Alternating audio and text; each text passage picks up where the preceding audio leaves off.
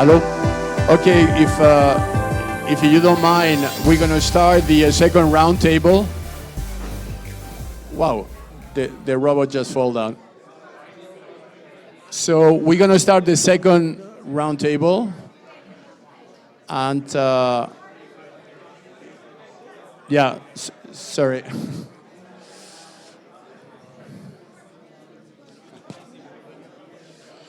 Okay, so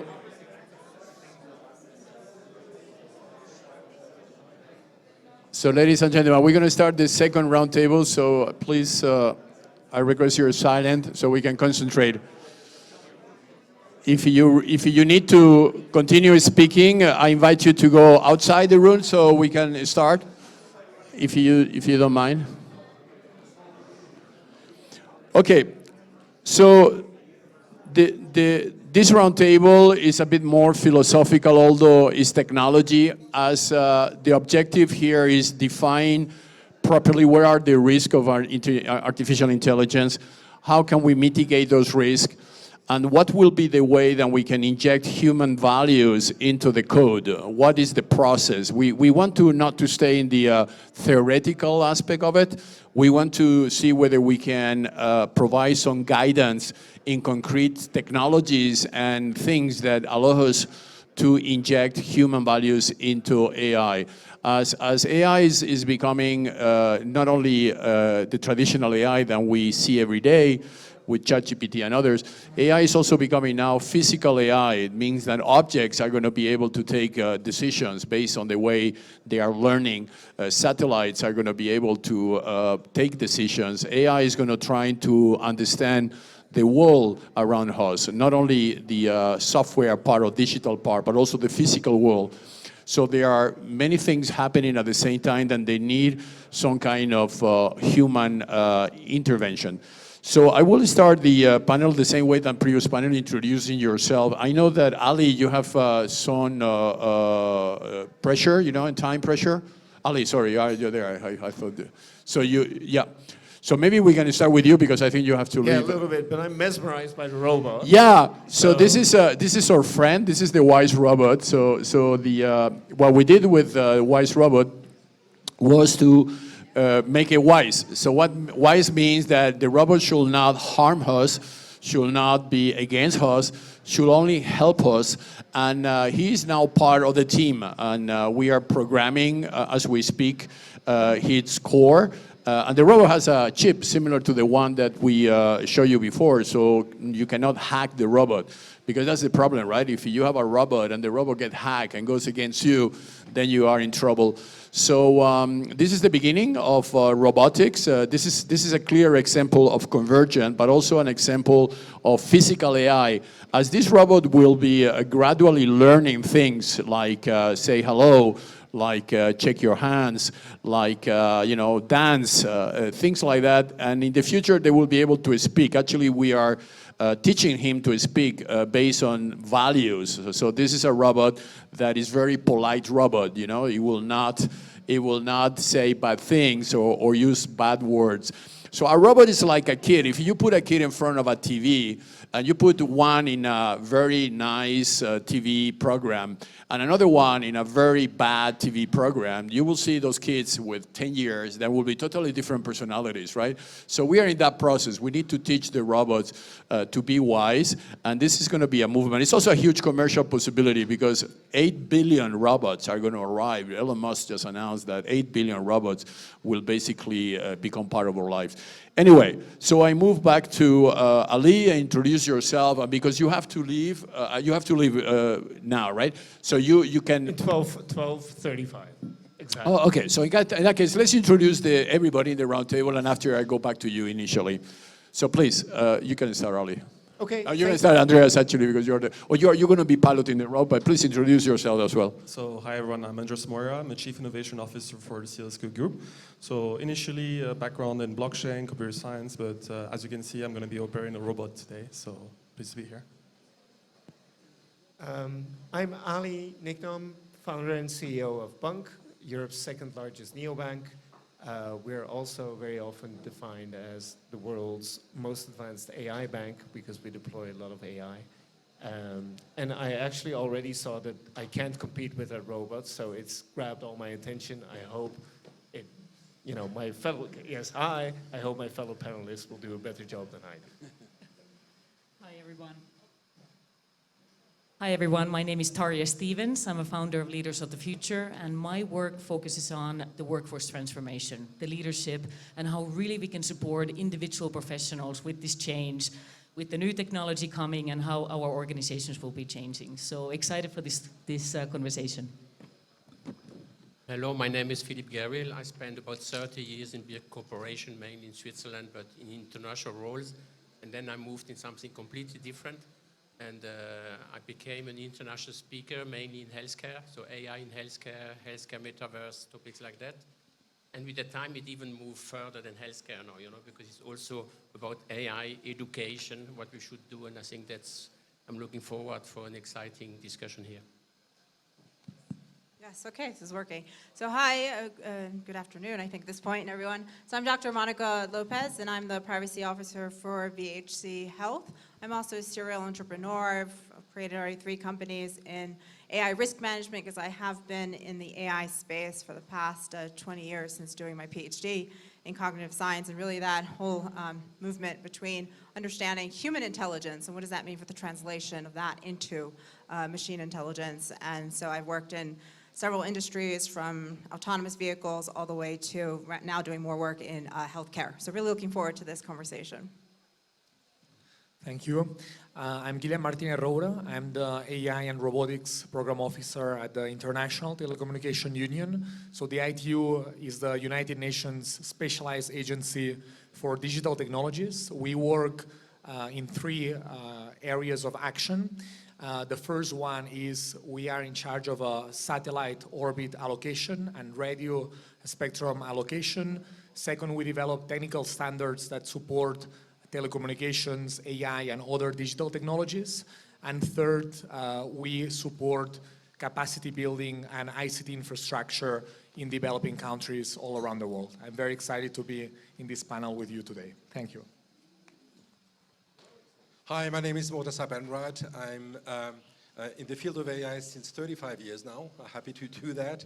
And having more a career in transformation from the business strategies with emerging technologies. I'm currently the co-founder and CEO of Artifact, a company focusing on AI services. Hi everyone, my name is Jean-Pascal Haribo, people call me JP. I'm managing the mobility business for Uber in Switzerland, coming from a food background for many years at Nestlé in Europe and Africa, and now for the last 6 years running the business for Uber here. Thank you very much, Herman. So, Ali, we go back to you. So, what is the fastest way to tell whether an AI system is serving people or just metrics? Maybe some views around that. I think that's a really good question, but I think it all depends on the type of company or institution you are.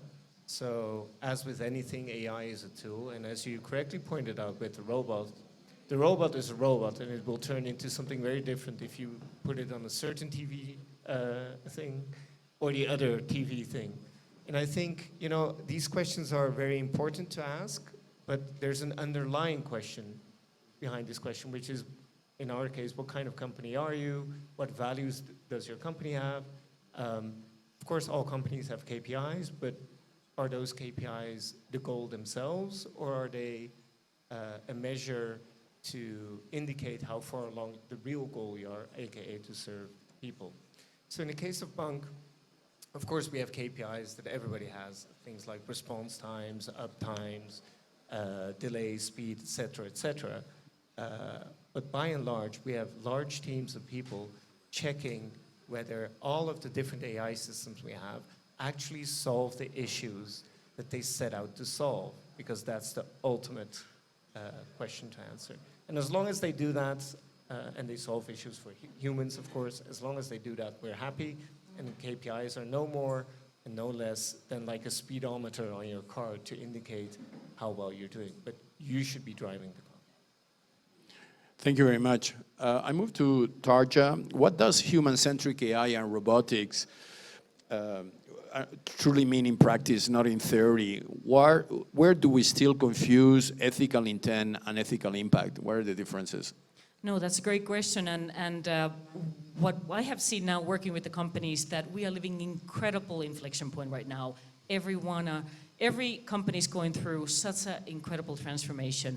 And when we think about, we are the last generation to manage humans. That is the starting point. Our children will be managing humans, AI agents, robots. So it is absolutely something no one is really prepared for. And with that, I always see it starts with the leadership. And that is an everyday, we need to start communicating that with the employees and understanding the change and also what that means when we have now agents coming. I do research on agent-to-agent economy, and now that having those digital counterparts as part of the organizational structure. So in order to coming that human-centric leadership means that we need to invite everybody in the table, coming from the operations, the HR, the IT, the finance, because it is going to be affecting every one of them. So my always number one thing, it starts with the CEO and the top leadership. It is the everyday actions that we do that we can start really embedding that new way of doing that where we have this technology. Thank you, everyone. The same question to you, Philip. So first of all, I fully agree with that, and I think it's important, to talk generation, and I'm in a phase also where I want to give back, to the younger community. So I also have a lot of mentees and all that. But to come back really to the question, what is the difference, between the intent and the impact? I think the intent we can teach to the robot, but the impact is something different. Does the AI really understand the impact? And I think that's where we need a human judgment and to work together, with AI to have that difference. Because we are still in control. We have some things that we, of course, AI will evolve, the robot will evolve, they will learn more and more, but we are the one in charge. He's not ready to answer a question, but if I would ask him where he sees us going, he will talk about, numbers, again, KPI. But what does he really want? How does he see the society going, the people going, the human piece going? I'm sure it would be a challenge for you. He's happy. Yes or no? He's happy with the answer. So let's move to how do we prevent the AI system from applying existing social, economic, or cultural inequalities? So there's a question to Jean-Pascal. Yeah, so first at Uber, we are an AI-first company. Machine learning, as it used to be called, or AI is really core to the company. In terms of product development, we over the last few years, we have really built systems in place to really ensure that we support all communities.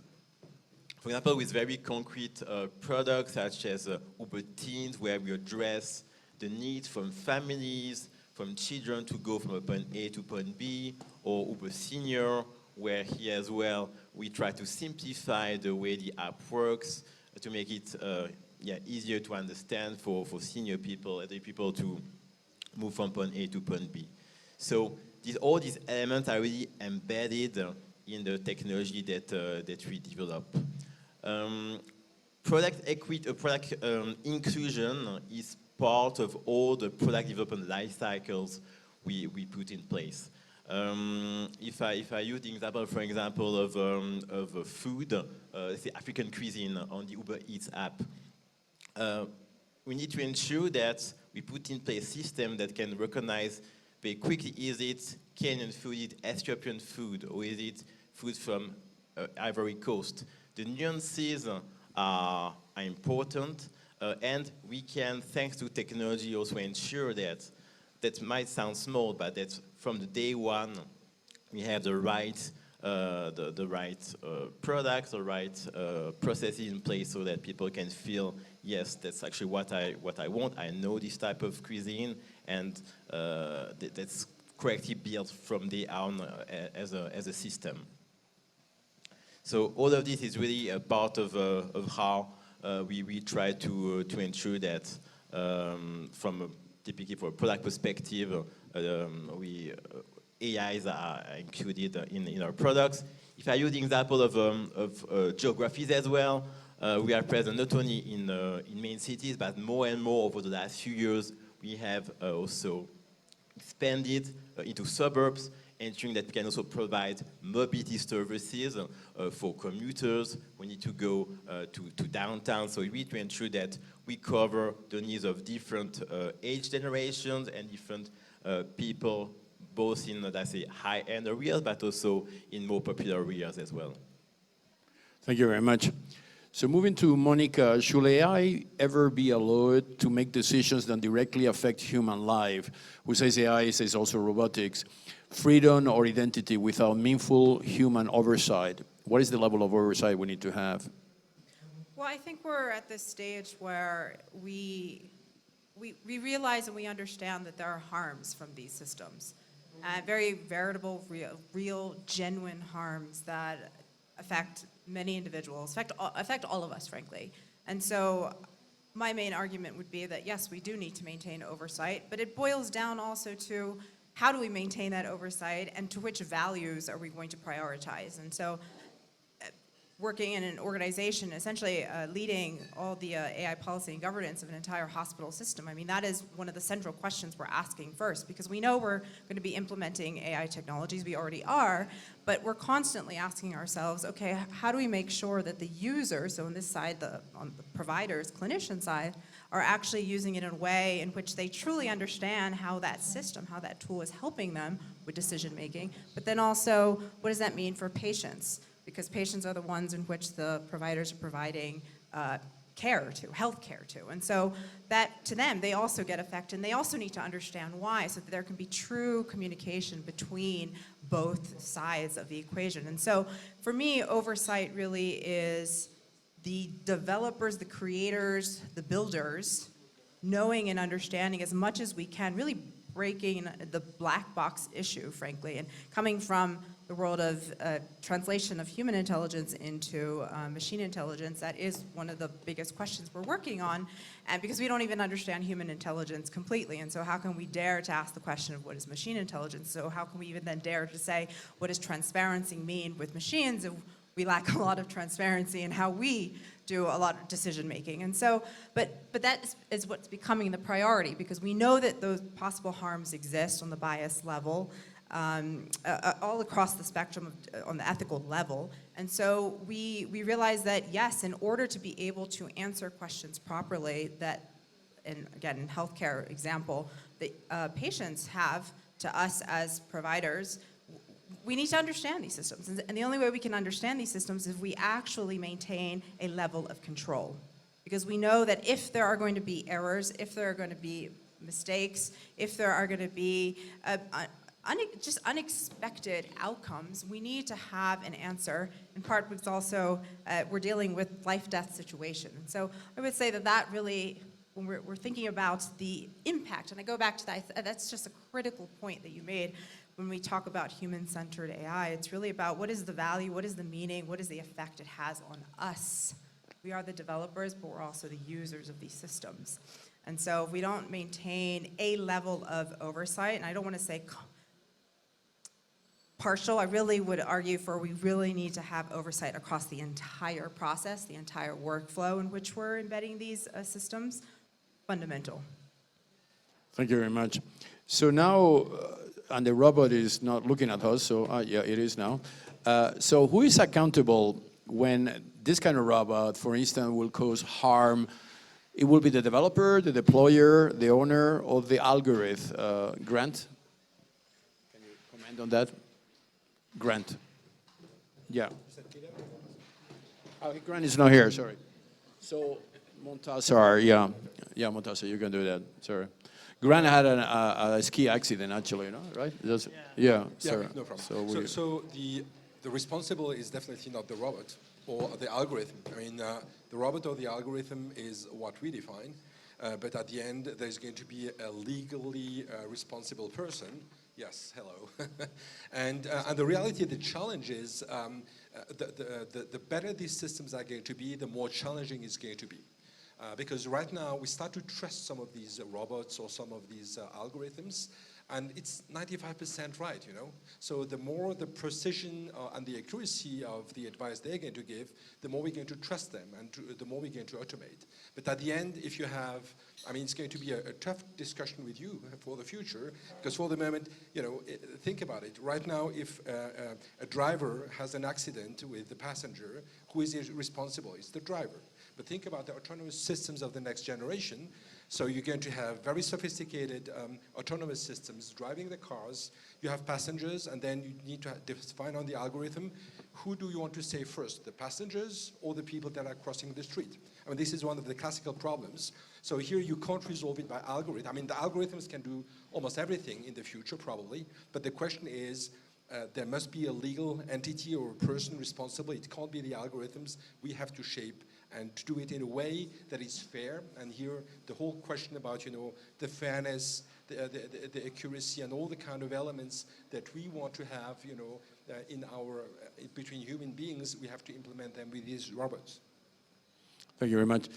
And ITU, being the International Telecommunication Union standard body for X509 and Internet of Things, what is the current regulatory framework available? And if that framework exists, is that sufficient to address AI and robotic at a scale, or are we regulating yesterday technology?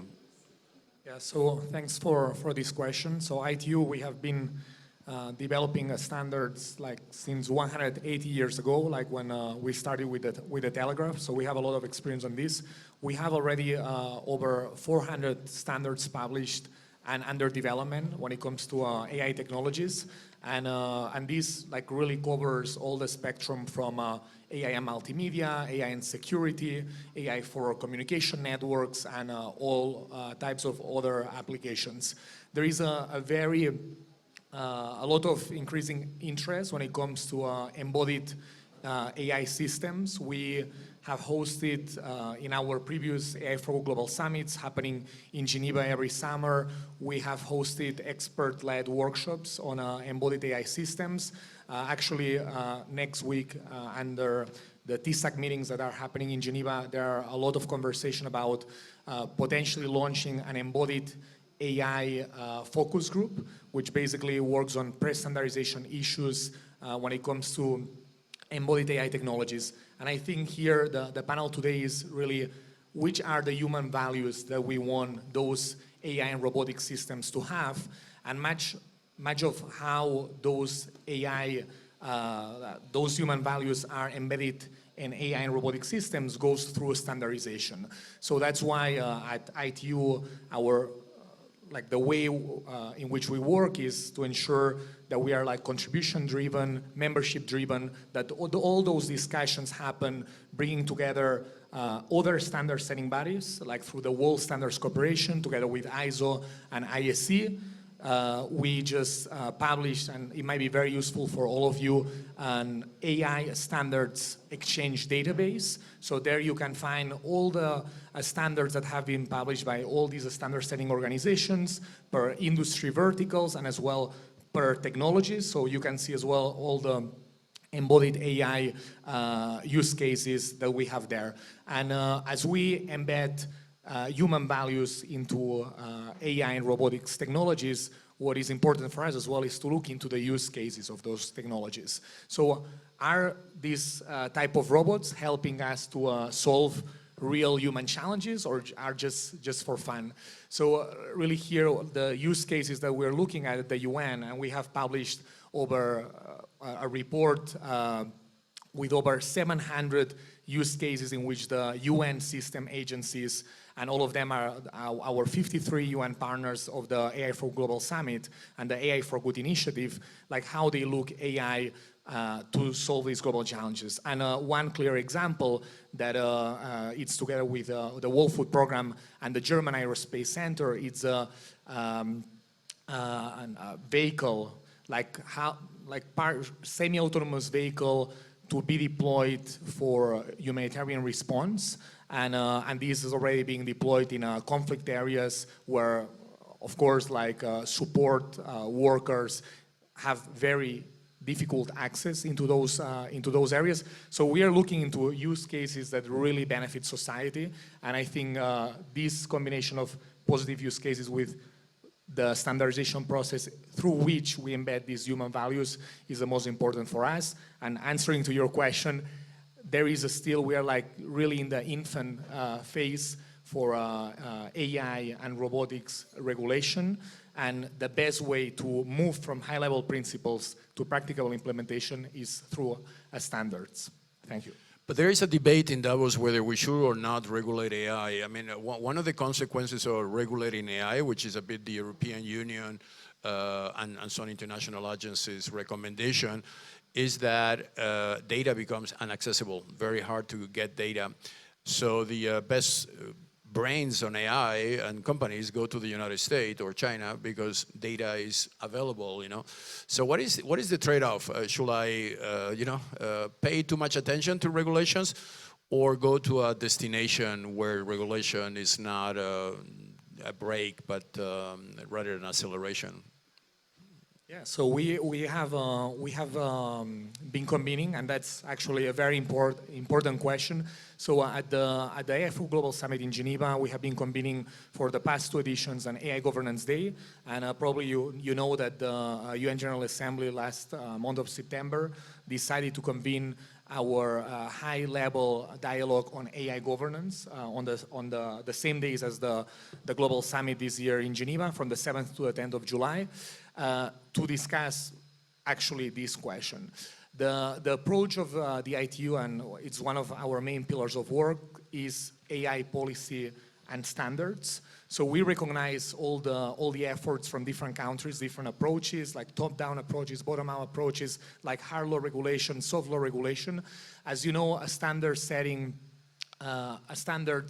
get adopted because of the high value technical solution that that particular standard provides to a problem. So standards are sometimes defined as soft law instruments, but sometimes those standards can included into hard law instruments, and then they become binding. So many of the standards that we have been developing, and particularly in the field of robotics, are going to be very important. Like, for example, security standards. How do you ensure that a robot that you deploy in an elderly care home or that you deploy at home with your children complies with certain security standards and is not subject to cyber attacks and vulnerabilities of this type. So our main focus is about providing actual technical solutions to problems that all the people here in this room have when it comes to deploying robots at scale. That is what we would like in the future. Thank you. Thank you very much. So I go to Ali now again. At what point does governance slow ethical outcomes rather than protect them? And maybe just expanding on this question, I mean, there's another very big debate that if AI and AGI come in to be really effective, it needs to have high quality data. And the high quality data, in some cases, it's all private data or PII. And what is the line between being so ethical that we don't have an AI that can answer the questions that we really want versus having a very ethical AI that doesn't know who I am? So what is the trade-off there? I think that's a great question, and I see it in light of your previous question. And I'm an entrepreneur, so I guess my answer will be slightly different than people who make policies, people who try to make standards, because I don't understand this obsession of Europe to regulate everything. We might as well at this point just say, let's do nothing anymore, because that's what it boils down to. Now, I have a background I started coding when I was 9, and so I've had a background in different companies, including data centers, including cloud, all of the things that Europe has now waken up to and realizes it needs, and it used to have, and now banking. And you see, there is this debate in how far should we regulate and should we not regulate. I think the debate is a wrong one. The debate is, what do we want as a society? Which problems do we have today? Which problems do we have today that we cannot solve? And only after we have answered those questions, then we should start thinking, okay, you know, what's the worst thing that can happen? And those things, insofar not regulated already, because I can promise you so many things are already regulated, and we can just simply use the rules and regulations that we have, then we can think of additional regulation. Let me give you an example. This robot, if it goes bananas now and it harms someone, do we really need additional regulation on top of the regulation that we already have, where you simply don't harm other people or other property, right? We can reuse so much of what we have, and it is such a waste, and this is the thing that goes to my core, because I see how gifted people in Europe are and how many opportunities we are losing to countries that do understand this, right? So I think we should really, really, really start using all those brains that have been turned into regulation creating machines over the last 15 years and use that brain power to do something useful, if you ask me. Thank you very much. I fully agree. I think in Europe, we need a rethinking, you know, because if all the multinationals on technology are going to be Americans because we are so conservative on the way we want to regulate tech, it's obviously, actually I think you read this morning that something we call Europe Inc. So that's a very interesting reaction now that suddenly we are realizing that we have a 450 million people ecosystem, and that if we reduce regulation and governance and all these tiers, we should be maybe more effective, and maybe this is a new way to compete against the United States. I'll believe it when I see it. I know. I've been waiting 40 years for that. So, but it's a hope. It's a hope, and I think this is one of the positive consequence of the Trump attitude, right? Because technology is getting verticalized, and the geopolitical aspect is becoming very important. So sovereign aspect is very important. By the way, ITU is a perfect environment for sovereign aspect, because you are the only agency in the United Nations system that every country vote is important. So you don't have like a veto process like happens in the General Assembly, right? Yeah, so ITU is quite a unique agency. As I said, we were created 180 years ago under the International Telegraph Union. So we have 3 types of sector members at the ITU.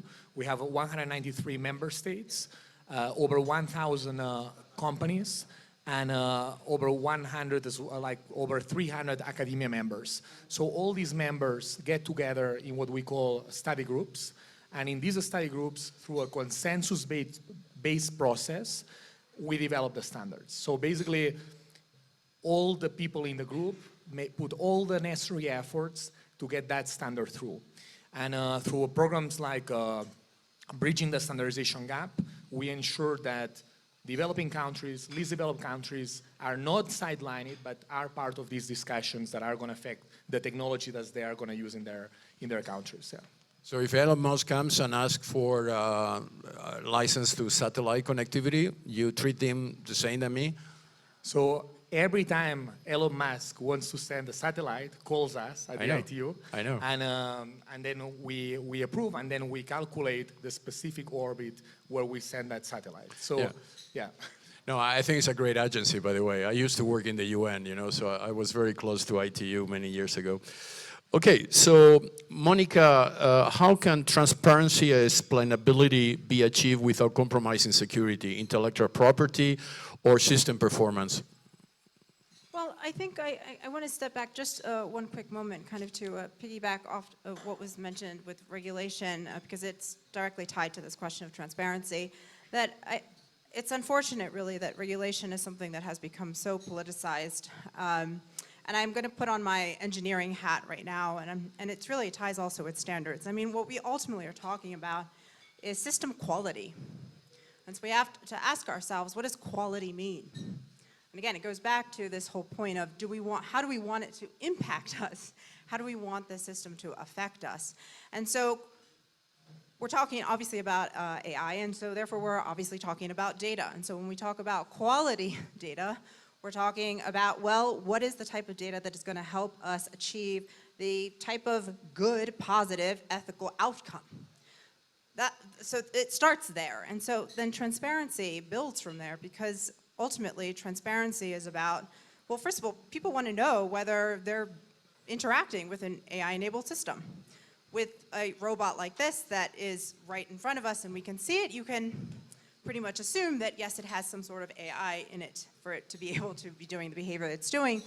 But in cases where we can't see the system, some people don't know. Some people don't understand yet how this technology works, how many technologies are AI-enabled, and so it is important to be aware.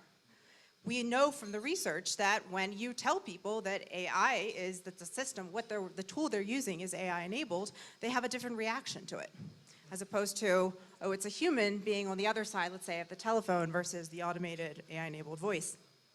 So that matters, because it means it changes our behavior, and therefore it changes the interaction. So that's what's critical here with human-computer interaction. So that's why transparency is related and demands quality data, demands a true human-computer interaction with knowledge and understanding. And then further from that, there's the question of model interpretability. So it goes back to the point I was mentioning earlier of oversight. Well, the question you asked me about oversight, this is where that also falls under this whole umbrella term of transparency, where if you don't understand the system, you don't understand where the data is coming from, and you don't really understand what the ultimate outcome that you want to achieve at the end of the day, then you're not going to be able to use the technology properly. You're not going to be able to answer questions when it does fail. So putting all of that together, then I would say that ultimately transparency probably should, it is the umbrella term here for where all these pillars of ethics fall under, because if we don't have that, then we cannot ensure that we can then be able to explain problems of accountability. So you can't really understand who's at fault if you don't understand the system and who is crewing the system, who is actually using it. Because then you could argue, well, okay, maybe it's the individual who's using it, they don't understand it, so they failed to actually be able to use the system the way it's supposed to be used, and so they misused it, let's say. Or the reverse, we don't understand how that system itself, it's decision-making, logic, processing, and so then we want to put blame on that, but obviously you're not going to put blame to this inanimate object. So it ties all of these questions of what ultimately the quality we want from this relationship with the non-human entity. Thank you very much. So, Tarja, how do cultural values and societal norms influence what we consider ethical AI? Can a global AI system respect local values? No, this is a great question, and kind of, echoing everybody who has been talking here on this panel and even before, we are in such an early stage of this transformation, and the data shows right now, like over 90% of the companies, I always put that company leadership hat on, 90% of the companies are saying, yes, we need to implement everything on their workforce right now. However, when we ask leaders how ready they feel, only 2% say they're ready. And that really shows how early we are. So with the cultural, we have universal cultural principles that we want to follow, but then every company has their own. And right now, I think the leaders really need to stop and start understanding those invisible cultural cues we have, and as well, our invisible intelligence, like I like to call, ethics, our empathy, really much what the culture is built on, because that will also affect how are we building now AI agents, digital counterparts, and bringing this technology into our daily workflow. So my background is actually in shipbuilding. I'm from Finland, and we brought lean methodologies into incredibly big projects, and yes, we thought it's all about productivity and having that technology and methods embedded into a new way of doing. But at the end of the day, it was the culture, it was the people. Am I willing to take new things, new ways of doing, when I still need to be doing everyday operations and now designing future? So the big question is right now with the culture as well, that we are willing to take that into our daily life, and if we are willing, are we able to do? And now the technology comes with the tools and support, and I'm very big advocate of education, that we all need to be educating ourselves from the mailroom to the boardroom. That way we can embed that culture into the technology. I'm going to be a bit more technical now. Maybe, Andreas, as you are working with a robot, you are like the father of the robot, which makes me the grandfather because he's my son. What is the process that you are working now in making this robot more interactive? I mean, maybe explain the audience what needs to happen. For the moment, this robot is not talking, it's reacting to some of the things we say. But what needs to be done and how that model approach builds up? Yeah, exactly. So, I mean, this robot is a platform, right? It's a textual platform where upon which many modules can be built on. So, for example, the speech, it could be speaking to us already. We need to attach a module that has semantic capabilities when able to have an interaction with the human. And if you support the language, you can have a natural conversation with this robot. So it's an amazing platform. Not only, I mean, dialogue, but it can also like help people in a day-to-day life. It could help, do your chores, or it can like help in case of emergency if there's like a building that has an issue, if there's any kind of attack. Some kind of robots can be used, not necessarily humanoid, because a humanoid shape is adapted to some of the infrastructure that we're using, because we're all humans here, except him. But yeah, I mean, lots of things can be done. Actually, I'm using this remote right here to control it, but if we had a place where he could be trained upon, like a specific space where he can complete some task, he can do many, many interesting things. This specific robot doesn't have any working hands, but this also can be attached.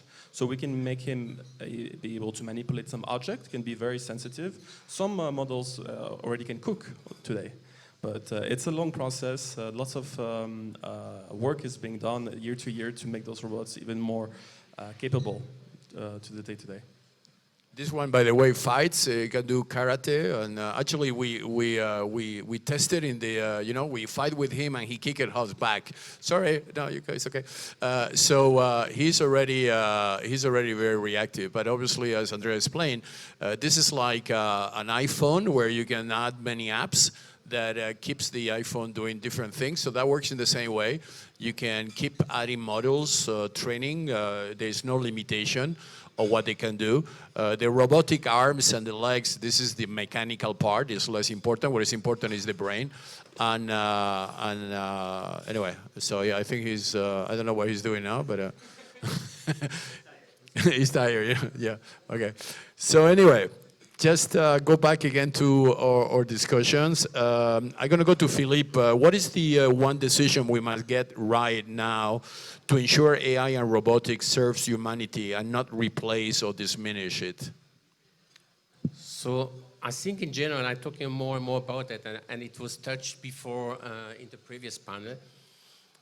It's basically, we can become better human if we do it right, which means we should now focus the human on critical thinking, cultural intelligence, emotional intelligence, and then let AI do that. But we have a big risk of not doing that, and I'm talking about different generation. You know, we grew up before that time, so we have this critical thinking and all that, we have that. But if you don't teach that to our kids, they are going to become robots. And you know, if you follow a little bit healthcare, you know, so there was already some years back, they said, you know, that ChatGPT was more empathetic than a doctor. You know what I'm saying? Sorry for the bad word. It's bullshit. The problem is that the doctors are becoming robots. A GP today, in a 10-minute visit, spends 80% of the time in front of the screen, not looking at the patient, entering data, and more data. And I'm the last one to say we don't need the data. We need the data. But you don't study medicine, years of medicine, to be in front of the screen and entering data. And that's my point, you know. We need to use AI to get rid of all these non-added value stuff, you know, so that we can become better human again. And I think that's something which we can achieve, but it's not easy. Because, you know, another side, healthcare is not easy to change. Education is also not the quickest industry to change. And sorry to say that, back to the Europe discussion that Ali had before, honestly, I'm getting tired of Europe. People who know me know that I'm more and more in the UAE, for example. So you might be shocked, but the UAE started in April to teach AI in the kindergarten. And of course, they don't have all the teachers. In Europe, it would take 10 years because, we have first to train the teachers. Now, first we talk for a few years, and then we have to train the teachers, and then you can bring it to the school, and then you have missed the train. So I think we live in a different time. Everything is going quicker. You see the progress with the technology. I said, I'm an older generation. I was in a time where technology was not able to deliver what we need. Now technology is quicker than we adapting to the technology. So we get big and challenge. Even a short comment of what was said before about, the discussion about the car, the autonomous car, who is responsible? Carlos, since when do we have that discussion? Since years. What is the decision? What is the regulation? Nothing, So that's what I'm saying. We are talking too much. It's a time that we act and we do things, and of course, keep the human in the mind, We should reinforce our humanity and be humans, I love to see people here, different generation, different things. I just missed one point. I have a friend here, Katerina, her mother left. She's here. She's with her mother. This is the generation, We don't have this, there's a way not to have this generation gap. I met her yesterday and I said to her mother, be proud of your daughter. She was close to cry. That's being human. I love people crying. Is a robot going to cry? Yeah, maybe if you put some water inside, but we have feelings. So I think that's what I want. We need to reinforce our humanity and let the machine do what the machine can do. That's a very good way to